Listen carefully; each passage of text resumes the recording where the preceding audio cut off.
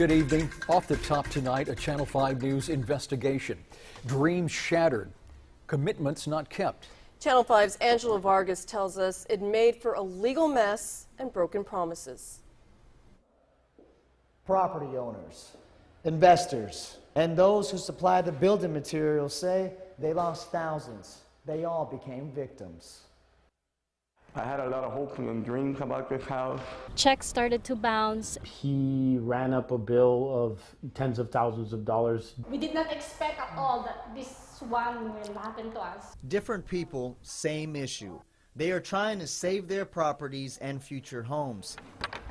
A scrap of wood is found useful. It's keeping Santiago Gavan's home secured. And there it is. What's the key? Let me see the key. The unfinished product. Gavan works as a school bus driver. This would be his family's first home. I had to buy something to move them in here because the space was too tight in here. This right here is a 14 by 16. I don't think or believe a family can live in something like this. Gavan says he found contractor David Garcia with Rise Construction on Craigslist.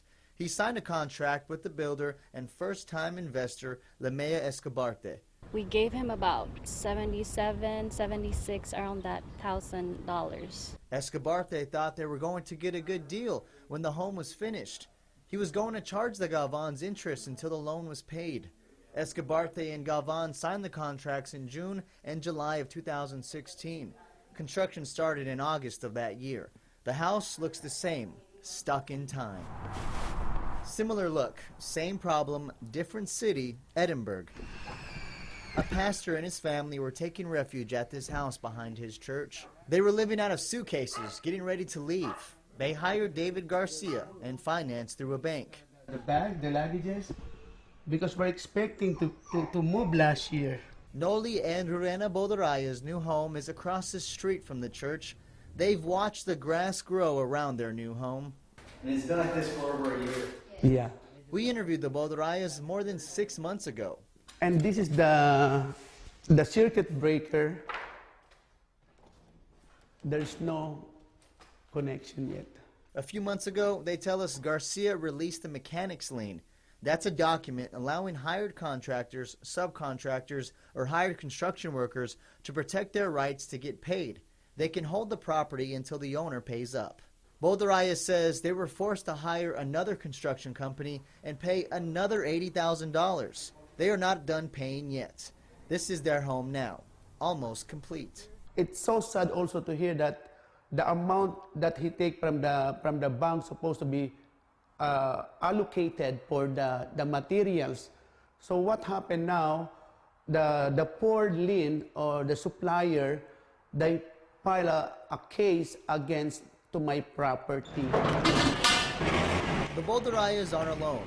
We reached out to several supply companies in the valley. Mott's Cash and Carry owner Jeremy Smith explains Rise Construction owes them money too. There were several homes involved, custom homes that we had to file liens against, really hurting the customers involved in the process.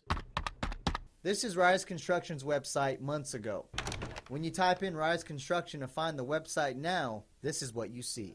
We spoke to David Garcia about the building issues. Garcia did not want to meet in person. We spoke to him over the phone. He says he kept in communication with everyone through email or his attorney. I told the clients, look, I have to recoup funds from some other project and close them to be able to go in there. I could not continue to pay. I paid 17 months of interest on that home, 17 months, and no interest has been charged to the client. No closing fees were charged to the client. Garcia sent us an itemized list of where the money went for Gavan's empty home. I wish you guys would do a story on clients who don't pay us as a company.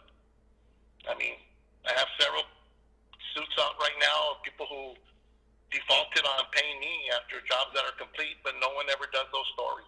We looked and didn't find any lawsuits filed by Garcia. This is what we did find. Hidalgo County court records show 3 criminal cases against Garcia. Many of those cases involve theft of property. Some were disposed, others dismissed. We caught up with Garcia at his 4th hearing in August. It's a felony case. All right, Mr. Garcia, you'll need to continue to abide by all conditions of bond. As you've heard, there may be maybe some new charges coming down. Giving you the chance to state your case, sir. Get your side of the story. Any comments at all, sir, for your client? We just anticipate that the justice system with time is going to bring out the truth. We just have to let the system play out. We believe Mr. Garcia is innocent, and we expect this to be proven in the court of law. And you said the state was more pending charges. What are those charges? I won't comment on that. Escobarte disagrees with Garcia's attorney's response. David has us under the impression that it was always someone else's fault. We learned there's not much oversight for contractors. The state of Texas does not require a general contractor to have a license in the state of Texas. The process for buying a home has strict rules. Mortgage loan officer Julio Carranza explains the process to construct a home can take 45 days and no more than 6 months. The borrower is pretty much stuck if the house is not completed. We can't really do much about it. The mortgage companies and property owners are in limbo. We learned what someone can do if they're dealing with a construction company not living up to its promises. We spoke to Senator Chuy Hinojosa. Well, the oversight is they're getting sued. By the Attorney General's office, they're getting sued in private lawsuits. But how do you have oversight over someone that comes in, tells you they're going to build a home, and they pocket the money? That's also could be potentially a crime, a theft. Charges are pending against Rise Construction and Garcia. In the meantime, Galvan can't build. He's stuck. His investors, Escobarte, can take over his property.